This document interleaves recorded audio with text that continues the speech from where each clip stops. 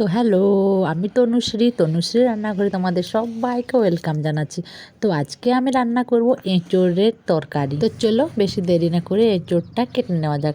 প্রথমে প্রথমে আমি হাতে সরিষার তেল নিয়ে নিচ্ছি, নাহলে এঁচোড়ের যে আঠাটা হাতে লেগে যায়, দিলে আর হাতের থেকে ওটা উঠতেই চায় না, প্রচণ্ড কষ্ট হয় ওটা উঠাতে। তো তার জন্য আমি হাতে সরিষার তেল নিয়ে নিয়েছি ভালো করে মাখিয়ে। তারপরে কাঁঠালটা দেখো আমি এরকমভাবেই কেটে নিচ্ছি। আমরা কাঁঠাল বলি, এঁচোড় আমরা অতটা বলি না। তো তো তাই আর কি, এটা আমরা কেটে নিচ্ছি এখন ভালো করে। ভেতরে যে একটা মোটা যে ইটা আছে সেটাকেও আমরা কেটে বাদ দিয়ে দিচ্ছি, যে এই জিনিসটা বাদ দিয়ে দিলাম। আর এগুলোকে এখন এরকম বক্স বক্স করে কেটে নিচ্ছি।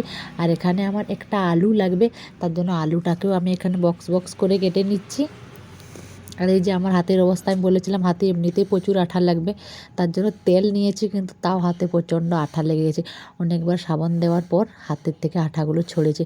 তো এই যে আমি এখানে আলুটা দেখাতে ভুলে গেছি, আর আলু আর এঁচোড়টা নিয়ে নিয়েছি বক্স বক্স করে কেটে। তো এদিকে আমার ভাতটা হয়ে গিয়েছিলো, ভাতটা আমি ঢালে নিয়েছি। এরপরে একটা কড়াই নিয়ে নিয়েছি, কড়াইটা আমি এখানে চাপিয়ে দিচ্ছি। তো এদিকে কড়াইটা গরম হওয়ার পর্যন্ত একটু অপেক্ষা করে নেব। তারপরে সরিষার তেল নিয়ে নিলাম, এঁচোড়ের পরিমাণ যতটা, সরিষার তেলের পরিমাণ ততটা নিতে হবে। তারপরে একটা পেঁয়াজ নিয়েছি আমি। এদিকে আমার ছেলে রান্না করার সময় তো আমার কাছে আসবেই ও। এই যে এখন চিরুনি নিয়ে এসেছে, ও আমাকে একবার চিরুনি দিয়ে দিচ্ছে, ও নিজে একবার চিরুনি করছে মাথায়। মানে কি বলবো, বলার আর কোনো ভাষা নেই। তাই ওকে কোনো রকম এটা সেটা বলে আমি ওদিকে পাঠিয়ে দিয়ে এখানে একটা বড় সাইজের পেঁয়াজ নিয়েছি। তারপর পেঁয়াজটা আমি ভেজে নিয়েছি, হালকা আঁচে করে ভেজে নিচ্ছি। আর এখানে আমার মশলা বলতে আমি নিয়েছি আদা রসুন বাটা, আর লঙ্কা বাটা, আর জিরে বাটা। তো সেগুলোকে এর ভিতরে আমি দিয়ে দিয়েছি। তারপরে লঙ্কা গুঁড়ো, নুন, আর পরিমাণ মতো অল্প পরিমাণ জল দিয়ে মশলাটা একটু ভেজে নিচ্ছি, না হলে মশলাটা কাঁচা গন্ধটা খাওয়ার সময় লাগবে, সেটা একদম ভালো লাগবে না খেতে। তো এখানে আমি মশলার জলটা একটু ভেজে নেওয়ার পর কাঁঠাল আর আলুটা দিয়ে দিয়েছি। এঁচোড়, কাঁঠাল এঁচোড় যাই হোক, তো দিয়ে দিলাম, আর আলুগুলো দিয়ে দিলাম। দিয়ে এটাকে একটু ভালো করে একটু নেড়ে চেড়ে নিচ্ছি, যাতে মশলাটা ওর ভিতরে ঢুকে যায়। একটু ভালো করে ভেজে নিতে হবে।